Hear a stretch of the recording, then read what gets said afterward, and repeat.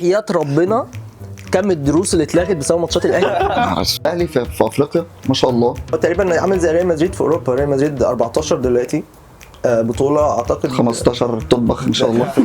كتير قوي 15. ايه الرقم ده اصلا؟ الناس بقت تركز على الترند، على الفيوز، ازاي انا اعمل فيوز باي طريقه من الطرق. هل بقى الطريقه دي طريقه محترمه كويسه مقنعه منطقيه مبنيه على اسس صحيحه، ولا طريقه اللي هو انا مهم اعمل ترند والناس تشوف الفيديو بتاعي؟ بص، لو انت بتسالني بالتحديد على موضوع فتوح ده، انا من مدرسه ان انا لما يكون عندي معلومه طبعا لازم اكون جريء في ان انا اقول المعلومه، ما اقعدش الف وادور حواليها واعمل اعتبار او حساب اصل احنا اولاد النهارده واستنى اما نشوف ايه اللي هيحصل. انا بقول لك دلوقتي كده. اقول لك مودست مثلا بس ان انا رحت بقى بدات ادور في المانيا وبدات ادور في اسامي صح. وشكلنا يا جماعه ناويين بقى على ايه؟ نرفع مستوى الكواليتي. هيبقى السعوديه والاهلي. بالظبط. بس اللي حصل مودست حصل صدمه يعني من جانب علي، يعني من ناحيه علي هو بيفكر في ايه. عرفت يعني ان هو بالنسبه له بيفكر في ان هو قدامه سنتين. في 17 تحديدا مع الكابتن حسام بدري. كان ليا مشكله مع الكابتن حسام بدري. كابتن حسام بدري ده جميل، انا بحبه جدا والله. في 2017 شخصيته زي ما بنشوفها كده ولا؟ لا خارج الملعب والله راجل جميل. طب يعني انت عارف احنا شايفينها ازاي؟ لا هو فسالت سؤال للكابتن حسن حمدي، سؤال هو فيه شطاره بس ما عجبش الكابتن حسن حمدي. جت بعديها بشهر عملت لقاء مع خالد غندور. فاكر الحلقه دي برضو قوي كده. هاجمته كتير في قناه الاهلي وهاجمني كتير في قناه الزمالك. اكتر بوست لما يعني دربو حتى نزله وكان يقصد بالشكل اللي بنتكلم فيه ده اللي هو كابتن عادل يوضح الامور. اكلت شتيمه كومنتات واللي هو انا لسه بقول يا هادي انا ما حدش عارفني بتشتم. جمهور الاهلي ده جمهور عظيم والناس ليها فضل عليا كبير جدا جدا والله بجد. انا واحد منهم اصلا. والدتي زملكاويه جدا جدا بس والدي اهلاوي جدا. فابويا يعني بيعشق الاهلي. انا فاكر يا رب ماتش الاهلي كده. فاكر الاهلي لما كان في اليابان. كنت انا في ثانويه عامه. انا كنت في الجامعه. كان كابتن جمال حمزه معانا. دي حاجه يعني طبعاً. كانت جميله قوي قوي قوي كبير والله محظوظ العظيم. على الاهلي بطريقه جاب حبه اجوان. يعني هو لعيب كوره هو جامد. محظوظ على الحضري اتضح بقى مش على الاهلي. لا يجي منه يعني ولا يركن. لا والله كويس. لو من دلوقتي الحياه كده قبل والله ما شاء الله. لا كويس يساعدهم في ان هم ان شاء الله يكبروا وكلام من ده. فايه اللي يخلينا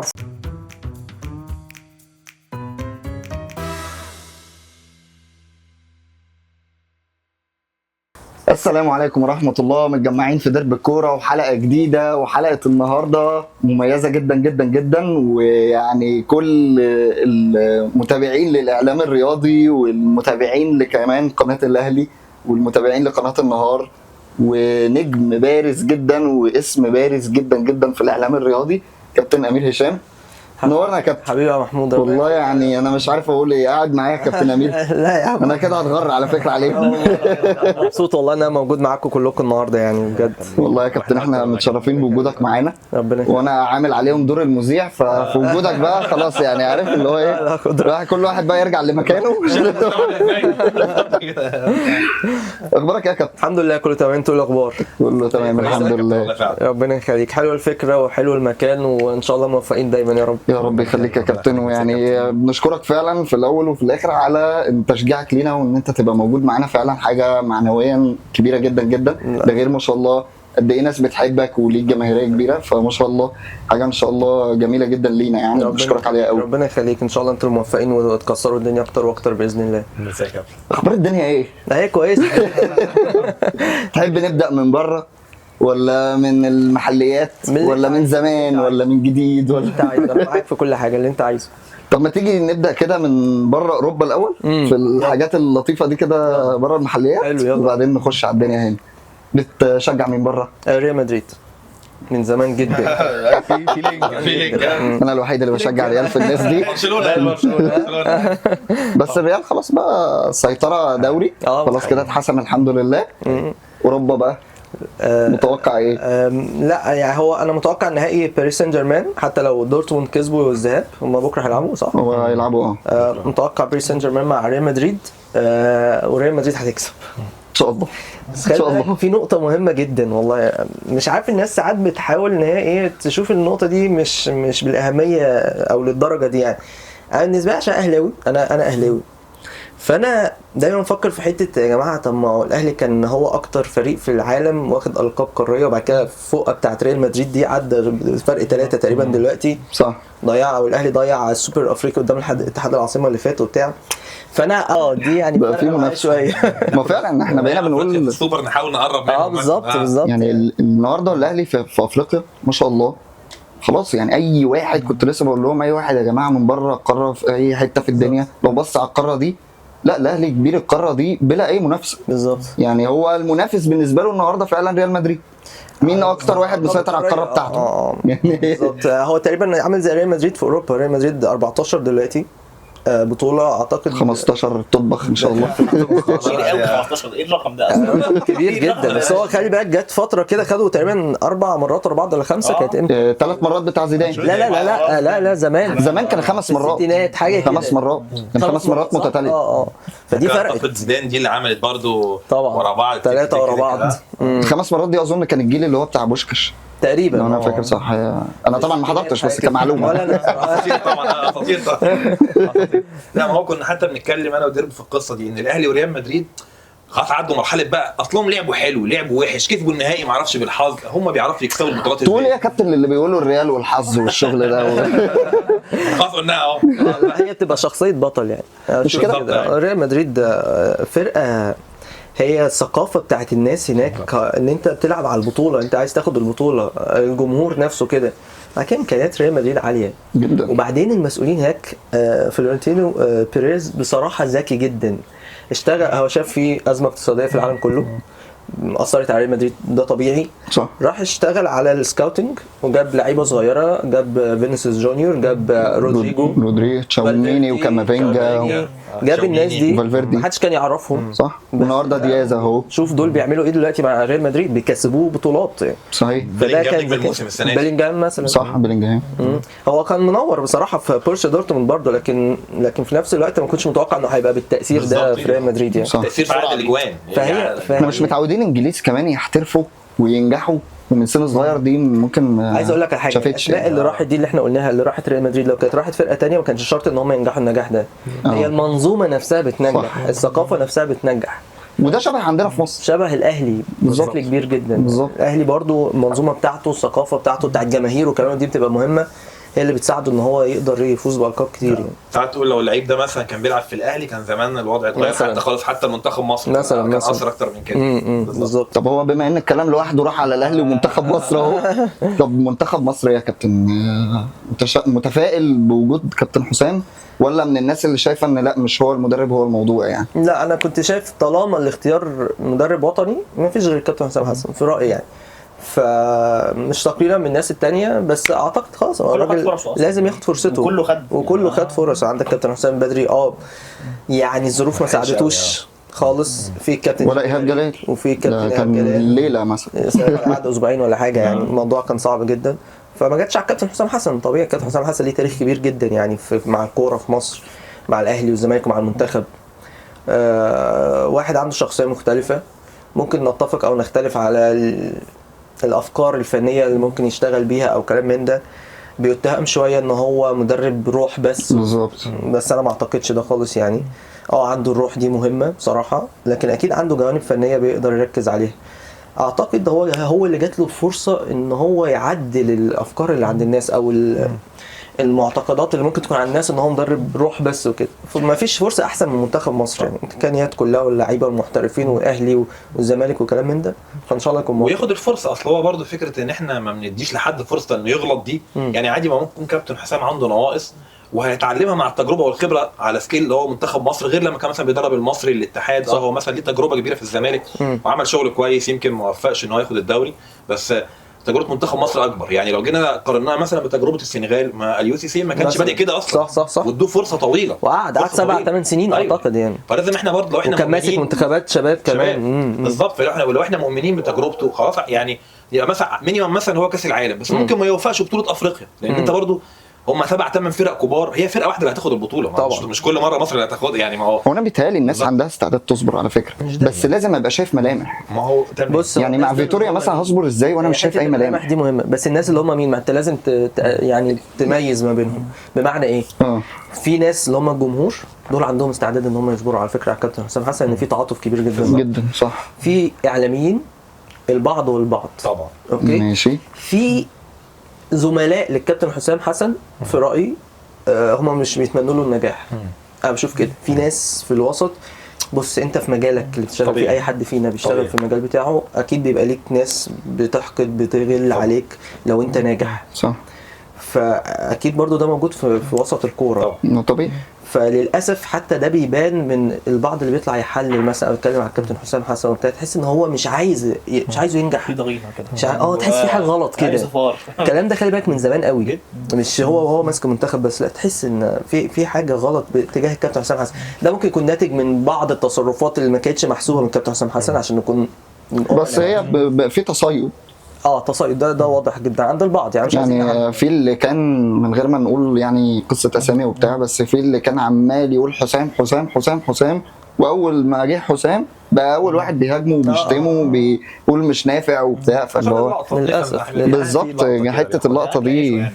برافو عليك. هو كله دلوقتي برضو للاسف الشديد الناس بقت تركز على الترند، على الفيوز، ازاي انا اعمل فيوز باي طريقه من الطرق. هل بقى الطريقه دي طريقه محترمه كويسه مقنعه منطقيه مبنيه على اسس صحيحه، ولا طريقه اللي هو انا مهم اعمل ترند والناس تشوف الفيديو بتاعي والناس تقول الحق فلان قال وخلاص يعني. عشان كده بيتهيألي يا كابتن يعني جزء كبير من نجاح التجربه معتمد انه كابتن حسام عارف الوضع ده، وان هو ما يركزش مع الاعلام. يعني دي مشكله المدرب المصري، جزء منها ان هو بيسمع انه مثلا انه تهاجم او كده، فلازم عنده تفكير انه يرد بطريقه مباشره او غير مباشره.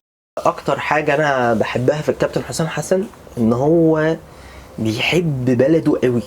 ايوه يعرف الوطنيه عنده مش طبيعيه بجد جدا جدا. انا عشان انا نفسي بحب بلدي وبغير عليها جدا، فحاسس لامس الحته دي في الكابتن حسام حسن في تصريحاته دايما من زمان. هو غيور قوي على بلده، وهو حقق معانا برضو في المنتخب درجه تخوف.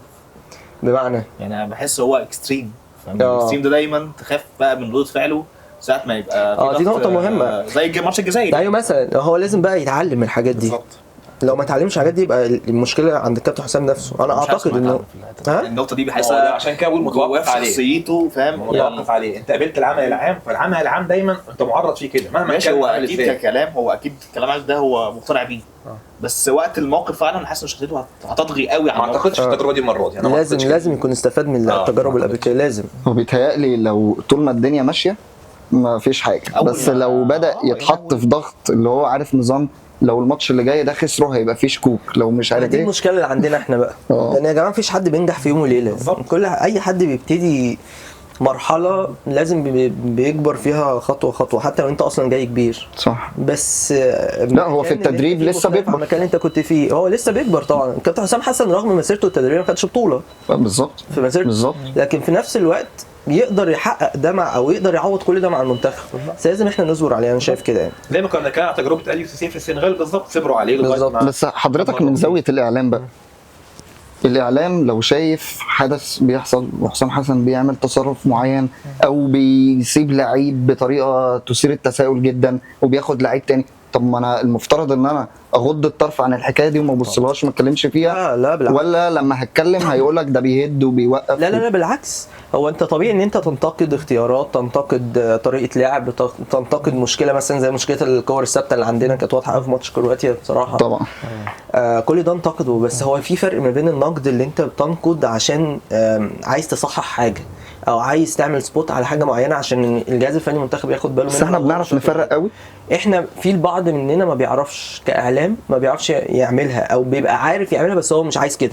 فاهم قصدي؟ لا احنا بننتقد يا عم اللي انت بتعمله ده، وتلاقي فيه تجريح وفي اسلوب مش حلو خالص في النقد، وده مش مطلوب خالص بالذات كمان مع منتخبنا يعني. فلا طبعا كابتن حسام هينتقد، هو جهازه معاه واللعيبه هتنتقد، صلاح نفسه بينتقد اللي هو اعظم لعيب جه في تاريخ الكوره يعني كلاعب محترف وحقق انجازات مش طبيعيه بالنسبه لنا. لكن في فرق ما بين نقد يكون بناء ونقد الغرض منه التجريح، وده بقى غالب للاسف. صح. صح. طب وده ياخدنا بقى على نقطه الكونفليكت او التضارب اللي بيحصل اللي بيتكلم دلوقتي عن ما بين كابتن حسام وكابتن صلاح. يعني محدش شايف انه هيستمر ولا ممكن بقى يحصل تدخل شويه؟ هو باللي حاصل مع كلوب ده انا من كابتن حسام الم الموضوع يعني. يعني حتى ناس دكتور اشرف نفسه هو اللي هيتدخل ويلم الموضوع. هو بالفعل بيتدخل دكتور اشرف يعني ممكن. لا بس يعني هو الراجل يعني الوزير هيقعد بقى ما بين لعيب ومدرب وقاعد كل شويه يزلم ما بينهم. خبر واحد بيقول ان هو صلاح ان حسام حسن اتواصل مع وكيل صلاح وان هو عايز يكلمه، فصلاح قال له مش فاضي دلوقتي. يعني بص هو مش فاضي دلوقتي عشان هو موجود في الدوري او بالشكل يعني قريبه للشكل ده. طب ادوا فرصه للكابتن يقول لنا احنا عايزين نسمع يا جماعه. هو في حاجات ينفع تتقال وحاجات مش لمصلحه المنتخب ما ينفعش تتقال دلوقتي. لكن في نفس الوقت انا بشوف ان المشكله اصلا السبب فيها اكتر من طرف. يعني اولا كابتن حسام وكابتن ابراهيم للامانه الشديده مثلا ايام تحليل بطوله الامم الافريقيه الاخيره كان الموضوع بخصوص صلاح في مبالغه، خصوصا ان انتوا كباتن كبار في مش عايز اقول مبالغه في النقد لان صلاح في بعض المواقف كان يستحق فيها النقد بالنسبه لي على المستوى الشخصي ان هو كان لازم ما يسيبش المنتخب ويسافر تحت اي ظرف من الظروف في رايي. لكن وبعدين هم سلموا لنا الموضوع وهم بيتكلم يعني كابتن ابراهيم بالتحديد يعني انا بحب كابتن ابراهيم جدا على فكره، بس في حته كده قال فيها ايه لما مش عارف حد قال له ده صلاح وعمل كذا في اوروبا قال لك في ميزان حسناته. طب انا زي صلاح ما انا لو واحد مكان صلاح طب انا هزعل. انا عارف ان التقليل او نوع من انواع السخريه. فانا عارف ان كابتن حسام وكابتن ابراهيم ما كانش في دماغهم خالص. انا عارف كده كويس كمعلومه ان هم هيجوا فما لو كانوا عارفين ان هم ممكن يجوا ممكن بس يجوا ما كانوش هيقولوا كان هيبقى تحكموا شويه هيتحكموا شويه في تصريحاتهم وكان هيبقى في ثبات انفعالي شويه. هو اصل في معلومه بتتقال انا ما اعرفش صحتها حضرتك برضو قول لنا ان على مدار كذا سنه لورا كان اساميهم بتترشح وبسبب ان صلاح مش متحمس لهم ما بياخدوش الفرصه. طب ما هو فهم لو وصل لهم الكلام ده لو هو من ساعتها مش متحمس لهم ايه اللي هيخليه يتحمس لهم دلوقتي؟ ان خلاص بقى الحكايه بعد فيتوريا وصلت لزنقه كده لاتحاد الكوره. ما هو في مشكله اصلا بين صلاح وكابتن حسام مثلا وكابتن ابراهيم. ما هو في فعلا. فما هو لو كان من الاولى بقى ان هو يقول لهم لا يا جماعه ما تجيبوش كابتن حسام. ده اكبر دليل ان هو ما طلبش بكده قبل كده، بس ده اللي كان بيوسع على فكره كابتن حسام وكابتن ابراهيم. فده اللي عمل المشكله. الجاب الكبير كمان بيوسع دلوقتي بسبب انا بشوف ما ينفعش خالص وزير الشباب والرياضه يطلع يكون هو وزير الشباب والرياضه يبقى هو حلقه الوصل بين لاعب في المنتخب ايا كان كنتوا معاك جدا مع جهاز فني لمنتخب مصر صح. لا انت بدل ما تطلع انتوا بتعملوا ايه؟ انا تواصلت مع صلاح وقال لي كذا ونقلت اللي صلاح عايزه للكابتن حسام حسن. لا انت لازم باي طريقه من الطرق تحل الازمه صح او جدا. توسط حد يحل الازمه لو انت مش قادر تحلها. فعشان كده ده عمل حاله من حالات. لا هو لازم يحل هو كجوب ديسكريبشن هو لازم يحل. انا بتكلم على كابتن حسام. كابتن حسام لازم هو يحل مش هينفع يفضل بيستغل. وانا عارف ان كابتن حسام عنده الرغبه الكبيره جدا ان هو يحل لان والكابتن حسام بالنسبه له محمد صلاح رقم 1 في منتخب مصر. انا بقول لك معلومه لازم لمصلحته هيشتغل على كده وهيحاول ان هو يحل المشكله دي لصالح المنتخب قبل اي حاجه يعني. فان شاء الله القصه تتلم يعني. والمعسكر تقريبا قدامه شهر تقريبا. خلاص احنا في شهر 6 الجاي معسكر. ما وكان حكايه فتوح وحكايه ما هو الاختيارات الشخصيه دي يعني خلي حتى لما جينا اتكلمنا ان هو ما اختارش فتوح انا كنت مؤيد حاجه زي كده وانت بتتصرف بعدم احترافيه مش هضمك. يعني انا كنت شايف بصراحه انا موافق ان هو ما يضمش فتوح المعسكر ده. انا اختلف معاك لان انا بشوف ان مفيش غير فتوح باك ليفت في مصر. هتقولي في محمد حمدي مع كامل احترامي لعيب كويس مش مقتنع بيه بس مش فتوح. مش مقتنع بيه ماشي. هتقولي محمد شكري لعيب كويس بس مش فتوح طبعا. فانت في كل الاحوال فتوح لو برجل واحده انا بشوف انه لازم يكون موجود في المنتخب. باين ان هو انت مهما بتتصرف او مش ملتزم قوي في حياتك الاحترافيه او في مستواك كده هضمك للمنتخب بيدي رساله للعيبه الثانيه. لا بس هو فتوح ما كانش عامل مشكله قبل معسكر الكابتن حسام. هو كان غايب بقى له فتره. ايوه دي كانت ده ايام كانت ايام ده كان في اوساريو. ده كان ايام اوساريو في الزمالك. ايام فيتوريا مع منتخب بالظبط مع ذلك فيتوريا خدوا افريقيا احنا كنا حتى بننتقد كده ان هو ما بيلعبش اصلا في الزمالك. ما هو ما عندوش يا جماعه بديل ما فيش والله. ولما نزل الثلث ساعه اللي نزلها كان لمسته غير. لمسته غير. لعيب كوره فتوح لعيب كوره. بص انا دايما مع وجهه نظر او مع فكره ان انت ايه مالكش دعوه باللعيب بيعمل ايه بره الملعب على قد ما ليك دعوه هو بيديك اللي انت عايزه في الملعب ولا لا. احنا كجماهير او كاعلام انا بشوف كده طبعا مهم قوي اللعيب يلتزم لان التزامه ده خارج الملعب هيفرق معاه بشكل ايجابي في الملعب. لكن ما فيش ما يمنع ان انا اشوف هو هيبقى موقفه ايه في الملعب حتى لو هو مش ملتزم خارج الملعب. فاهم قصدي؟ طب على ذكر فتوح قول. المفروض علولو يعني مش عارفين ان المستقبل جاي ازاي. واكيد جمهور الاهلي مستني حد بقيمه فتوح. تفتكر هتحصل؟ لا صعب، خلاص ما فتوح جدد مع الزمالك. هي كانت ممكن تحصل، يعني هي بيبقى في طرق كده مش ممكن تحصل، هي كانت بتتحل. خلاص بتحصل. حضرتك من اول الناس اللي قلت كده حتى يعني حصل هجوم من بعض رموز الزمالك على حضرتك لما قلت ان هو شبه كانه اتفق مع الاهلي وكانه خلص كل حاجه، اتفق على كل حاجه، كل حاجه خلصت. قلت الكلام ده في برنامجك حتى. عايز اقول لك على حاجه، هو مش شيكابالا نفسه ده مضى في الزمالك يا جماعه؟ شيكابالا مضى في الاهلي، مضى في الاهلي صح. عندك وائل الاباني مش مضى في الاهلي، بشير التابعي وجمال حمزه جوه النادي ومضى في الاهلي بعربيته. انا فاكر كويس جمال حمزه لعب اتمرن كام تمرينه في الاهلي، في المعسكر كان راح المانيا ساعتها. محمد صديق، طارق السعيد، معتز اينو، وفي كذلك من الاهلي راحوا للزمالك كتير يعني. صح. وفي ناس وقعت والاتفاق ما تمش، دي بتحصل في اسلام الشاطر مثلا. اسلام الشاطر لا هو لعب راح الزمالك ده حاجه شهر مثلا 6 شهور وراح اتحاد جده وبعد كده رجع على الاهلي عشان كان في ثغره في العقد. ايوه مين تاني؟ في ناس مين؟ نادر السيد. طب اقول لك ايه، حسني عبد ربه ده طلع في التلفزيون. انا فاكر في برنامج البيت بيتك لو تفتكروا في التلفزيون المصري، طلع وقال انا عايز العب في النادي الاهلي وانا اخترت ان انا العب في النادي الاهلي. هو راح يعمل ستراسبورغ، حصلت مشكله وحصل ضغط عليه في الاسماعيليه، التوقيع اللي وقعه كأن شيء لم يكن، فلوس رجعها وكل كمان. فده بيحصل.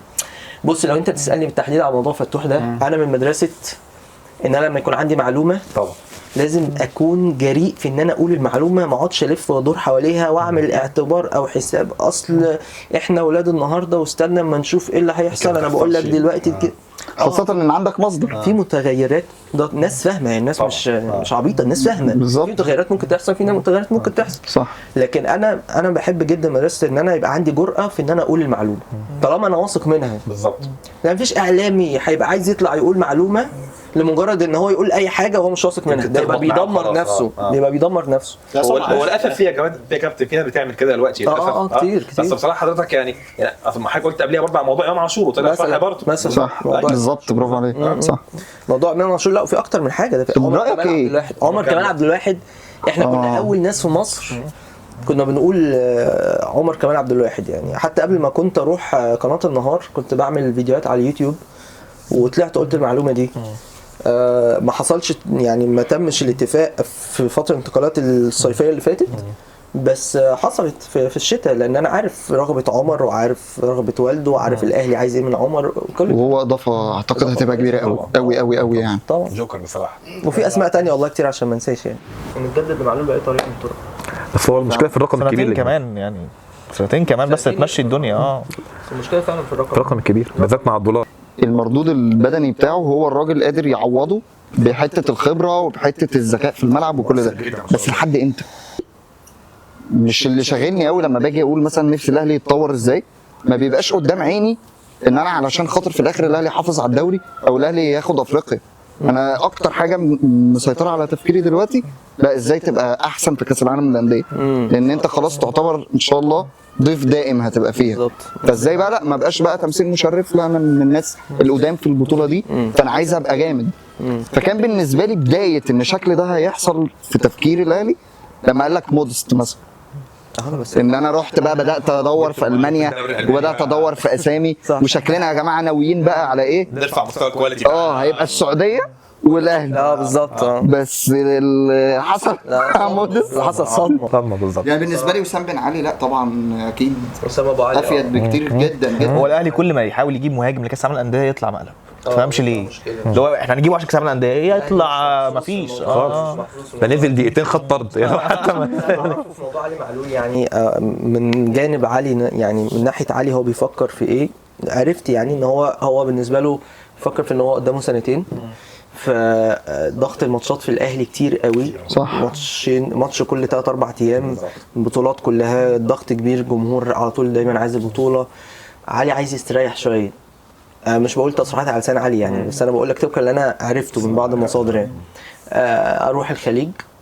خليج ولا يرجع تونس؟ لا خليج ياخد عقد محترم في سنتين الصراحه، ماتش كل اسبوع اريح استمتع في اخر سنتين ليا في الكوره وخلاص. صح. بالتالي برضو يعني اللعيب لما بيكون ده العقد الاخير بالنسبه له بيفكر كويس قوي. طبعا زي لعيبه اوروبا حتى بتعمل كده. صح. تقول لك اروح في مكان اخد فيه رقم كبير قوي مش هاخده في اوروبا لو انا بالسن ده، وفي نفس الوقت يبقى بدنيا اقدر اكون فيه مع المشكله كان في الاهلي يعني بالظبط تقريبا معلول بياخد في الاهلي $1,450,000 دولار. المشكله ان دلوقتي صعب الاهلي حتى يدفع الرقم ده بسبب فرق العمله وكلام من ده اللي زاد. فانت حتى لما تيجي تتكلم مع معلول مش هتعرف تتكلم معاه في اللي هو بياخده دلوقتي، حتى مش تقلل اصلا، عايز تقلل. فاهم؟ عشان كده في صعوبه، انا بقول لك في صعوبه لحد دلوقتي. يعني انا نفسي تحصل انفراجه في موضوع معلول ويقعد، بس في صعوبه. يعني بس الواحد زي ما كان ديربي بيقول يعني رايحين مثلا كاس عالم للانديه ان شاء الله 2025، فخساره بعد معلول يعني مجهوده الكبير ده ما يشاركش مع الاهلي في بطوله زي كده، حتى تتويج ليه هو طبعا انه يشارك في حاجه زي كده. بس في الاول وفي الاخر لازم نحترم، حتى كنا بنتكلم في كده، نحترم رغبته هو. يعني انا شايف الصراحه لو حصل زي ما الكابتن بيقول كده، لا الراجل عمل اللي عليه وقدم كتير جدا جدا جدا، وصل بقى كابتن، ده اسطوره بالظبط. يعني احنا النهارده لو بنقول افضل محترف في تاريخ الاهلي هو علي معلول على الاقل من اول اسمين ثلاثه يعني. لا استنى بس، انت مثلا لو عايز تتكلم لو من اول اسمين ثلاثه هو هيبقى اولهم. ليه؟ لان هو بقاله كام سنه، بقاله 8 سنين مع النادي الاهلي. في ال8 سنين دول شوف عمل ايه، صح. شوف ساهم ازاي في اهداف صناعه واحراز اهداف. في اوقات هو القوه الضاربه بتاعت الاهلي اصلا. تيجي تتكلم مثلا على فلافيو من اعظم الصفقات الاجنبيه. لا 5 سنين قعد 5 سنين 4 منهم هداف وواحده ما تتحسبش. هداف كان 4. جilberto من اللاعبين الكويسين. جilberto طول، بس جilberto بتاع 9 سنين استمرارية علي معلول اوكي. كان نجم كبير. احمد فيليكس كان جامد جدا، بس مش استمرارية علي معلول. ايفونا ده واحد لو كان قاعد في الاهلي كتير كان زمانه مكسر. سنه لعب فيها كويس ومشي، الاهلي استفاد فلوس. تيجي تفكر مين الصف شطه بقى زمان. بس برضو علي معلول هو احسن. لا هو طبعا في تاريخ النادي. بس انت ممكن تصنفه من احسن لعيبه في تاريخ الاهلي. طبعا برافو عليك. صح ممكن تحطه عادي. صح عادي جدا جدا. بغض النظر اجنبي ولا محلي. طبعا اكتر لعيب عمل اسيستات المره اللي فاتت، يعني لما عمل اسيست على الماتش اللي فات، اكتر لعيب عمل اسيستات، فده رقم اصلا يتبروز. بص انا كان بيعجبني سيد معوض قوي في الاهلي على فكره، كان مهم جدا قوي. بس علي معلول عداه. ساهمات مرعبه يعني. طبعا الكلام ده انجح من انجح اجيال الاهلي، فطبيعي ان ده يتحط، ده نجم الجيل او من نجوم الجيل، طبعا طبيعي يتحط في الليست. ومساهماته كمان يعني كنا بنتكلم انها متبروزه، يعني تلاقيها مؤثره دايما. ماتش نهائي افريقيا مش عارف عند الماتشات الكبيره موجود جدا، موجود جدا. لا والله الصغير كبير وصغير. علي معلول اللي الواحد ساعات بياخده كليشيه كده وبعدين يكتشف ان لا. علي معلول مسيرته في الاهلي كانت هتتدمر في ماتش واحد، ماتش الترجي في 2017 هناك في تونس، ماتش الاياب في ربع النهائي على ما اتذكر، ربع النهائي، لما الترجي جاب جون في الاهلي في رادس بغلطه معلول. بعد كده رجع معلول جاب جون في الشوط الثاني وعمل اسيست الاجاييه. دي كانت بدايه انطلاقه معلول الحقيقيه مع الاهلي، دي اللي فرقت معاه. فاكر ساعه لما رحنا الاستاد؟ لا الاستاد ده كان ماتش الوداد الفاينل. ايوه صح. هو الموسم ده بتاع 2017. ايوه. بس هو ومعلول كمان يا كابتن ضغط كمان سوري، ان هو لغايه دلوقتي تحس عنده يعني الحميه دي والروح دي. يعني انا فاكر اتضايق جدا السنه اللي فاتت لما غلطه جون الوداد. فاكر لما هو بص الكوره غلط من الاول قوي فعلا وكان باين عليه جدا ومتاثر، واللعيبه قعدت تواسيه وعادي انت يعني ما انت عملت لنا كتير ان شاء الله نعوض هناك، وكان هناك متاثر. هو من اللعيبه اللي بتتاثر قوي على فكره وما بيحبش يخسر، بيحب النادي قوي بصراحه. لقطه ماتش الزمالك السنه اللي فاتت لما جمع اللعيبه والوقت والماتش واقف وجمعهم كلهم وبدا يشد الدنيا. لا علي معلول ما يتعوضش، قيمه كبيره جدا. تعوضش. طب فرصه حكايه علي معلول والافضل في التاريخ والحاجات دي كلها، كولر مثلا هل ممكن يكون افضل مدرب اجنبي في تاريخ الاهلي؟ لا مانويل جوزيه ما فيهاش نقاش. ما قربش، ما بيهددش، ممكن يقرب، ممكن يعدي في ارقام. انا بحب جوزيه جدا جدا. ماشي بص ما حدش، ما فيش اهلاوي ما يحبش مانويل جوزيه، لكن كولر يقرب في ارقام، يقرب في نتائج، يقرب في البطولات، لكن في الشخصيه ما فيش. ما حدش يجيب جوزيه في الشخصيه. بالظبط، تاثيره كان غريب. واحد يعرف يتعامل مع كل لاعب على حده حسب شخصيته. صح. واحد بيتعامل نفسيا بشكل ممتاز، واحد يعرف يستفزك عشان عارف لما هيستفزك هيطلع منك ايه. من كتر الحكايات اللي سمعتها عنه، طبعا انا ما لعبتش مع جوزيه ولا مش ما كنتش لعيب كوره، بس انا بسمع من الناس اللي لعبوا معاه الجمعه بيتكلموا عليه كلام مش طبيعي. وغير كده انا وانا صغير مانويل جوزيه ده كان بيفرحني جامد جدا. ماتش صفاقسي عمري هنساه، الحاجات اللي زي دي. برضه في ماتشات الاهلي والزمالك مثلا. مفيش حد يقدر يجيب مانويل جوزيه يعني، بس لو حد هيجيبه لازم وقت اكبر من كده، يقعد اكتر من كده. كولر من المدربين اللي بيقعدوا كتير، لو قعد كتير ممكن يقرب طبعا من جوزيه كواحد يعني كمكانه عند جمهور الاهلي، فاهم قصدي؟ بس لكن لسه ما جابهاش. طب انا حاجه في حكايات كنت بسمعها من اللعيبه عن جوزيف احنا ما نعرفهاش مثلا في شخصيته او في تعامله مع اللعيبه او كده، مش مواقف معينه على قد ما كله كان بيركز على الشخصيه، وان هو ازاي بيعرف يطلع كل الايجابيات اللي عندك في الملعب، وازاي يقدر ياثر على المنافس بتصريحات معينه بشكل مباشر وغير مباشر. هو كان ذكي قوي. انا فاكر له اللقطه بتاعت لما قال كل فرق الدوري شوفوا انتوا شيكابالا وانا هاخد انا الدوري من كوش دعوه. مثلا كان الزمالك فارق نقط مع كابتن حسام حسن، فاهم ساعتها كان فارق، وهو كان جاي تقريبا في نص الموسم فعلا. ده كولر. انا حاسس ان يعني من متابعتي ليك حاسس انك كنت مقتنع ومن الناس الداعمه لكولر كمدرب، لان في ناس بتهاجمه جامد جدا، فكنت حاسس ان انت شايفه مدرب جامد. بس مؤخرا من ساعه ماتش الزمالك بدات احس ان لا، ممكن يبقى ليك وجهه نظر شويه في انه تصريحه مثلا في المؤتمر الصحفي. لا لازم نفرق ما بين النقد لما يغلط، لان مفيش حد ما يغلطش، وما بين القناعه. انا مقتنع بكولر، تمام، مدرب كبير، وانا بشوف ان كولر لو ما خدش افريقيا مثلا الله يقدر السنه دي او خسر الدوري لازم يكمل.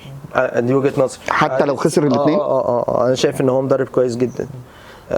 عنده سلبيات شويه في التعامل مع اللعيبه بشكل نفسي معين، بعض التصريحات اللي بيقولها في المؤتمر الصحفي، الكلام من ده، كل الكلام ده ممكن ننتقد فيه كولر. قرارات شويه ليها علاقه بالماتشات المختلفه اللي ممكن يكون بيخسر فيها الاهلي، اللي زي التبديلات المتاخره، الحاجات دي، العند على مودست. انتقدت كولر من قبل ماتش الزمالك بكتير. ايوه، في كذا واقعه، كان في كذا حاجه انتقدت فيها كولر بشكل قوي جدا، بس مش معنى ان انا بنتقده عشان انا شايف ومقتنع ان هو غلط في حاجه معينه ان انا بشوف انه لازم يمشي. لا طبعا. او انك ضده، او ان انا ضده. لا طبعا، بالعكس، انا شايف ان هو مدرب ناجح جدا مع النادي الاهلي، مصلحه الاهلي ان هو يكمل، بس تحت متابعه الاداره في بعض الامور، لان في حاجات كتير جدا بشوف ان هو بيقيمها غلط.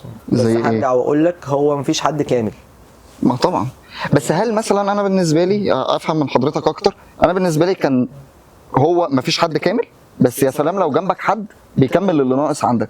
ففي مثلا انا كنت بشوف ان كابتن سيد عبد الحفيظ قادر يملى حاجات من اللي كولر مفتقدها جوه الفريق. طبعا. فيمكن دي مثلا انا حاسس ان هي السنه دي لا فرق، عدم وجوده فارق. طبعا على مستوى الضبط والربط تفرق قوي، ان انت يكون عندك حد زي كابتن سيد عبد الحفيظ. كانت الامور كويسه جدا في الحقيقه. لكن انا بشوف ان كولر يعني مثلا دماغه ناشفه في حاجات غريبه، بيصمم على مثلا واحد زي مودست، مع كامل احترامي لمودست وتاريخه. ايه المميزات اللي عند مودست اللي تخليه يلعب مثلا حساب كهربا مثلا؟ صح. مودست وحش واثبت ان هو وحش، طب انا بلعبه ليه؟ وبتلعبوا مثلا عشان بتلعب على عرضيات، تلاقي الماتش ما فيهوش عرضيات وبتلعب على الهجمه المرتده. اسلوب لعبك اصلا مش كده، اسلوب لعبك اصلا مش عرضيات، انت بتعتمد على اختراقات من الجنبين وبتاعه، وساعات تلعب من عمق في النادر يعني مش كتير، فمش تلعب عرضيات. وبعدين حتى لو افحمنا وطلع مودست خطير، انفجر في ماتش وطلع خطير مثلا، هنستفيد ايه؟ ما هو خلاص الراجل مش مثلا لعيب عنده 20 سنه بالظبط، فاقول هيجي كمان سنه سنتين بالظبط. حتى لو جه اعمل بيه ايه؟ انا ما بحبش فكره ان انت تنتصر لرايك ووجهه نظرك تحت اي ظرف من ظروف، اللي هو انا ما كنتش غلطان. انا ما بحبش كده بصراحه. عادي، ممكن انت كان عندك تخيل ان ده هيجي يكسر الدنيا وشايف فيه البروفايل اللي انت عايزه، بس ما حصلتش، خلاص بتحصل يعني، خلاص شكرا خلاص. بس يعني حتى جوزيه لما كان مصمم على فلافيو، بس زي ما دير بيقول يعني الراجل ده ممكن اخد منه الموسم الثاني. فلافيو جاي الاهلي عنده كام سنه؟ بالظبط، اخد منه كان عنده لو انا فاكر صح 27 لا 26. يعني انا ممكن اصبر عليه الموسم الثاني والثالث، لكن ده هصبر عليه لو ما عملش السنه دي. طب انا واي سنه دي ولا سنه كمان وخلص بالظبط، مفيش سنه ثانيه.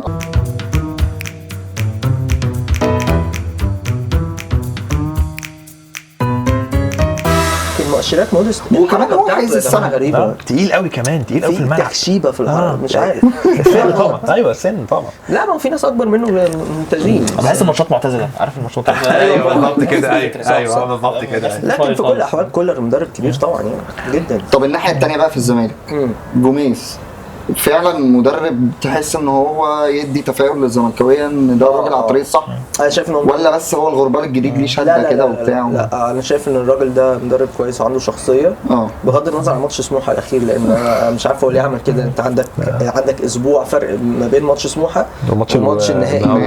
ما يا عم خلاص العب بالاساسيين وتقدر تعمل استشفاء براحتك، جدا. فاضر بالفرقه في الماتش ده بصراحه، مساوي التغييرات الكتير عن 5-6 لعيبه اتغيروا. لكن هو مدرب كويس برضه، هرجع اقول لك مفيش مدرب ما عندوش اخطاء، لكن انا بشوف انه شخصيه كويسه يقدر ان هو ينجح نادي الزمالك، بس لازم يتوفر له امكانيات، لازم يتوفر له لعيبه. الزمالك للاسف مش هيتوفر حاجه. الزمالك مش محظوظ خالص على المستوى الاداري. الاداره الحاليه بتحاول، بس في تراكمات كتير جدا مؤثره على النادي. فالله يكون في عون جمهور الزمالك بصراحه. الموضوع صعب جدا، ديون وازمه بوطيب بعد ما خلصت الازمه الاولى، حتى فلوس كهرباء خدتها راحت على حاجات كتير جدا انت كنت مجبر عليها. لسه عندك موضوع تشيمبونج، ما اعرفش مش فاكر والله تشيمبونج ما اعتقدش لسه. عندك في تاني فرجاني ساسي دي ثانيه. عندك كاسونجو برضو من ضمن الامور اللي ممكن تحصل قريب. في مشاكل كتير قوي. مش كان ازمات مستفزه يعني، بتلاقي ان اللعيب اللي جاي رفع عليه قضيه وفشخ ده كمان هو لعيب مالطا اساسا، او جه وما عملش حاجه او ما قدمش اي حاجه خالص. ده الكلام ده من ايام اجوجو في 2008. لا بس ده كان اسم، بس جاي اسم، بس هو قدم حاجه للزمالك لما جه لعب موسم باين. يعني ولا حاجه. انا فاكر لما كان الجمهور الاهلي بيقول لي يقول لك عمل لك ايه يا جوجو اللي انت شاريه، يعني ما كانش عامل حاجه. لا وانت بتمشي اللعيب وبتدفع له فلوس. طب ما تسيب خالد بوطيب يعني، انا كده هتدفع له مرتبه كامل، ما تسيبه في فريقه وخلاص يعني. مشكله الزمالك احنا فاهمين طبعا كان بيحصل ساعتها ايه. مشكله الزمالك دايما بتبقى على المستوى الاداري، مش كبير. الزمالك مش محظوظ في الحته دي. يعني عبد الله السعيد، انت مزنوق عايز تلحق تجيب شويه لعيبه قبل ما الحكايه تضرب. هم قالوا كده قال بقى لعيب معاه نفس معاك يقعد شويه، ليه تجيب لعيبه على الخط كده؟ بص، انضمام عبد الله السعيد للزمالك ده كان منتظر من جمهور الزمالك. جمهور الزمالك كان عايز عبد الله السعيد حتى لو عنده 50 سنه. هي انا ونوت بقى ان عبد الله السعيد هم ارتبطوا بيه، يعني جمهور الزمالك ارتبط بيه بعد ما مضى ايام مرتضى منصور وامير وبتاع. فالناس ارتبطت بعبد الله في الزمالك، واللي ساعد على كده كمان مشكلته مع الاهلي ورحيله والقصص الكتير دي. فتحس ان هي حاجه كانت لازم تحصل عند جمهور الزمالك، عند الاداره، تعمل شعبيه، لازم بقى تعمل شعبيه للجمهور الاداره شويه وخلاص. يعني بيبقى في معايير مختلفه كده شويه. لكن عبد الله اسم كبير ولاعب جامد جدا لا مفيش عنده امكانيات كبيره جدا. الزمالك مش عارف يستفاد منه دلوقتي بسبب جوميز مش عارف عبد الله السعيد يا جماعه. ايوه مش عارف يوظف عبد الله السعيد صح، او يمكن اللي معاه مش عارفين يقولوا له عبد الله السعيد ده واحد وانت مغمض تحطه 10 هيخلص لك حاجات كتير قوي. استغل مميزاته، ضربات ثابته، ضربات جزاء، بغض النظر في زيزو ممتاز في ضربات الجزاء. هو بس يتحط في مركز 10 هيطلع على كل المميزات اللي عنده، عارف يحرك الملعب هنا وهنا وهنا زي كان بيعمل في الاهلي وكان بيعمل في بيراميدز مع منتخب مصر. لكن هو مدفون في مركز 8. ما هو ده برضه يا كابتن يرجعنا، هو انت وانت بتشتري يعني خطه المدرب عامله ازاي؟ ما هو خلاص يمكن ما كانش مدرب ساعتها. ما هو بقى هو جمهور مصمم على 4-3-3، فانت 4-3-3 وبتجيب له لعيب رقم 10 يعني شبه مشكله قفشه شويه في الاهلي. ان هو برضه هو راجل مش شايف انه بيأدي الدور الدفاعي في الاهلي. ده انت فكرتني. ايوه هو راجل شايف ان هو مش بيأدي الدور الدفاعي، ما هو ده طبيعي لعيب رقم 10. هي فنيه؟ لا مش فنيه، دي قصه ثانيه يعني. هي قصه ثانيه بس قفشه الراجل لا كان بيلعبوا 8 عادي، مفيش مشكله. السنه اللي فاتت والسنه دي في بعض الفترات مش استمراريه كمان، بس هو الاولويه ان انت تحط واحد زي امام عاشور بالنسبه للراجل في المركز ده. صح، فاهم قصدي؟ لكن بس يعني انا بتكلم على مؤخرا الاستبعاد والقصه مشكله بقى، والناس اللي بتقول لك ايامه معدوده ومش لا مش معدوده يعني. هو مشكله على فكره كولر الراجل متسامح. كان عنده مشكله مع عبد القادر، مش مشكله واحده، اكتر مشكله مع عبد القادر وخلصوا مع اكتر من لاعب نفس القصه. عبد القادر ما شاء الله رجع بقى كويس بصراحه، بس اتصاب حظه وحش برضه. لكن قفشه المشكله الاخيره بعد ماتش مازيمبي اللي فاز فيه الاهلي 3 هو حصل نقاش حاد شويه بينه وبين كولر، نتج عنه ان الراجل استبعده شويه، بس مش هيستبعده كتير. يعني ممكن تلاقي بكره الاهلي هيلعب مثلا، ما اعرفش بكره الاهلي هيلعب مع الاتحاد، فممكن تلاقي قفشه في القايمه عادي. ماتش صعب قوي ان هو الاتحاد اصلا بينافس على مركز في افريقيا وانت محتاج تكسب. بالظبط. كابتن طارق عشري ماتشاته عامه دفاعيا رخمه. الاتحاد حلو السنه دي، الاتحاد الرابع او الخامس. بس انا قصدي فكره ان رقم 10 عامه يعني زي مسعود اوزيل صعب تلعبه 8 مثلا، يعني فاهم قصدي الفكره دي؟ في العموم صعبه. هو مش هتلاقيه عمره ما بيستمر زي عبد الله السعيد او قفشه، هتلاقيهم مش هم دايما الاساسيين في خطه 4-3-3. عبد الله لو لعب 8 برضه مش 6 لا هتلاقي مردود افضل، على الاقل هيقدر يصوب على المرمى. عبد الله ما شاطش كورتين يا جماعه من ساعه ما جه عشان بيلعب 6 صح. ومحتاج بتاعي برضه في نص الملعب زي ما كولر يعني من حتى في امام عاشور هو واخد ادوار مختلفه شويه مع الاهلي يعني في الزمالك كان بيلعب بوكس تو بوكس وبيلعب كل الادوار الدفاعيه والهجوميه. تحس ان كولر لا يعني بيحط جنبه 2 لعيبه ادوارهم الدفاعيه اكبر شويه عشان هو يديه الحريه ان هو يضيف له مع الثلاثه اللي قدام في الادوار الهجوميه. وعشان كده امام عاشور مع الاهلي بيلعب الدور بتاع 8 مرتاح هجوميا من غير ادوار دفاعيه عاليه قوي زي ما كان بيحصل في الزمالك. جامد قوي بالظبط ما شاء الله عليه. فبالتالي عبد الله محتاج كده في الزمالك برضو ان اللي جنبه يبقى ادوارهم الدفاعيه اكبر شويه عشان يقدر ياخد الحريه حتى لو اتاخر شويه في الرجوع كلام زي كده يبقى هم حامينه كويس زي ما هو المساحه اللي بيجري فيها تبقى اصغر بالظبط. ما زي برضه 6 فاهم الجري اللي هيجريه غير 10. كولر وظف كوكا في الحته دي يعني انه يلعب هو رقم 8 تاني جنب امام عاشور. مين كوكا؟ لا جدا جدا جدا كويس قوي يعني هو ومروان عطيه الاثنين ممتازين ما شاء الله. واتطور جدا تحت ميكالي بصراحه مدرب منتخب الاولمبي. طبعا لا لعيب كويس قوي كوكا بصراحه من اللعيبه المميزه اللي هيكون ليه مستقبل مع الاهلي مع منتخب. احنا رجعنا للاهلي تاني. طب على رجوعنا للاهلي رايك ايه في الكلام اللي على عبد المنعم؟ من ناحيه ايه؟ ان هو مغرور ولعيب مش عارف هيحصل ايه يعني لو سمعت للناس عايز يتعالج نفسيا باين ولا عايز في قال كده كلام غريب مش للدرجه دي يعني الراجل لعيب كوره يعني. بصوا يا جماعه كل واحد فينا ليه شخصيه. عبد المنعم جزء من شخصيته الثقه اللي عنده. اقول لك على حاجه انا من اللعيبه اللي انا ما بقلقش خالص حتى لو قاعد يرقص ورا عبد المنعم ما بقلقش منه قاعد انا واثق ان هو ممكن يغلط بالظبط بس النسبه قليله قوي بالنسبه لي. يعني انا اللي اعرفه عن شخصيه منعم في الملعب او اللي انا بشوفه ليه في الملعب لا بشوف ده واحد عارف هو بيعمل ايه. فيها مجازفه مش الاهلي هو ايه مش الاهلي يعني الاهلي تحس ان مفيش منطق اللي هو هتقعد لا انا عايز اكسب انا عايز الاداء العملي انا مش شغل بقى نتحرفن ونعمل لعبه هي كده وده اللي منجحه على فكره. بس ممكن تطير لي بطوله في مصر. لا وارد تحصل بس بنسبه قليله في رايي لان هو امكانياته عاليه قوي كورته عاليه قوي. على فكره منعم كان مهاجم اصلا زمان في الناشئين فهو عنده كوره. هو اللي مخلي منعم دلوقتي احسن مدافع في مصر ومن افضل المدافعين في افريقيا. لعيب كوره عنده كوره مش مدافع اللي هو يقطع ويشتت او يقطع ويباصي. لا هو كأن سيرجيو راموس ده بيعرف يقطع وبيعرف يعدي ويخلق مساحات صح من الدفاع وانت بتبني هجمه وبيعرف يتوقع وبيعرف يباصي كويس جدا وبيعرف يتوقع كويس جدا صحيح. وعنده قوه بدنيه جدا كويسه جدا وعنده سرعه دي طبعا ده عنصر مهم قوي دلوقتي لاي مدافع. جامب عارف كرات عنده جامب كويس هيدر ممتاز حلول هجوميه كمان بالظبط ممتاز. ايوه خلاص لك بطولات يعني. فانا بشوف ان في ناس بتحاول ان هي يعني عارف اللي هو ايه حمده مثلا تعمل تخلق مشكله منه. ممكن يبقى عنده سلبيات طبيعي بس لعيب انا مش شايف ما فيش زيه هنا في مصر. طب على كده يا كابتن يلعب في اي حته في اوروبا في رايي. متوقعين انه ممكن يبقى اخر موسم ليه مع الاهلي؟ ممكن يعني فعلا عروض الاحتراف لا مفيش عرض رسمي بس سكاوتنج كبير عليه. شغالين عليه جامد هو يستحق طبعا يستحق واحنا هنفرح له على فكره برضه ان هو يعني تفتكر يروح على حاجه لو يروح على حاجه زي برضو فكره صلاح التدرج من سويسرا لدوريات قويه لا. ولا على انجلترا على طول؟ هو مش هيروح على انجلترا. انا يعني بنسبه كبيره عبد المنعم لو خرج من النادي الاهلي رايح على المانيا او اسبانيا مش رايح انجلترا. طب ما بس المانيا واسبانيا تقال يعني مش حاجه نص ما بقولش ان هم نص عندهم دوريات كبيره بالظبط.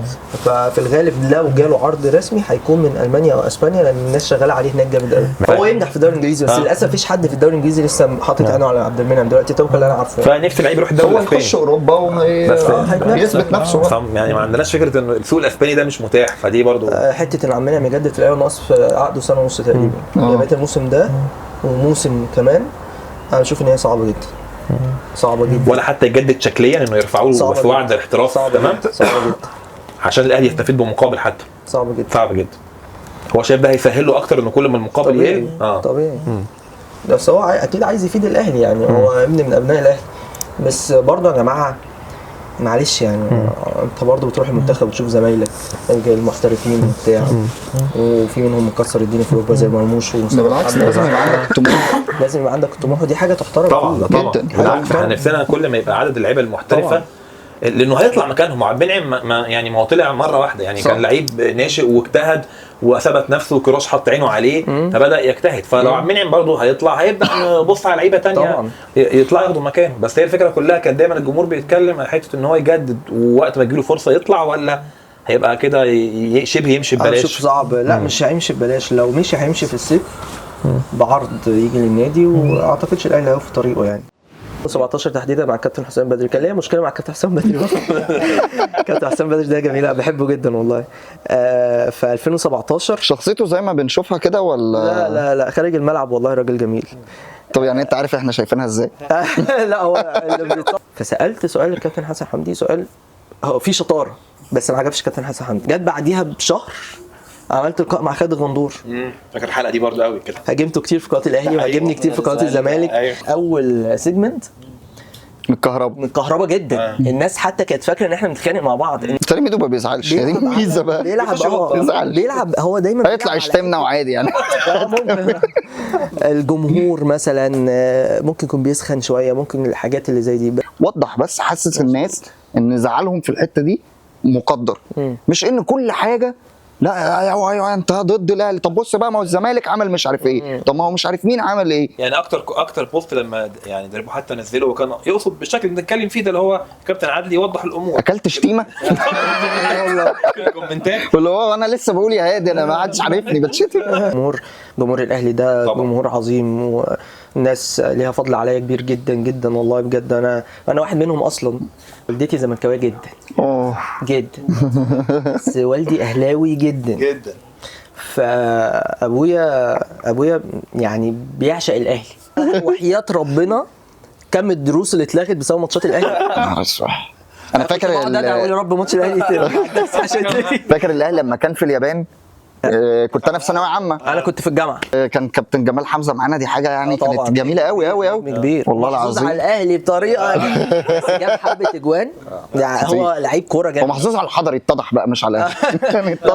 لا يجي منه يعني ولا يركن؟ لا والله كويس. لو من دلوقتي الحياه لا كده قبل والله ما شاء الله. لا كويس، يساعدهم في ان هم ان شاء صح، الله يكبروا صح. وكلام من ده. فايه اللي يخليني ارفض؟ لا طبعا بالعكس. هو الصراحه حق ربنا، انا كنت واحد من الجمهور وبشوف ان دي كانت بالنسبه لي انا بشكل شخصي، لا ده حاجه انا شايفها غلط.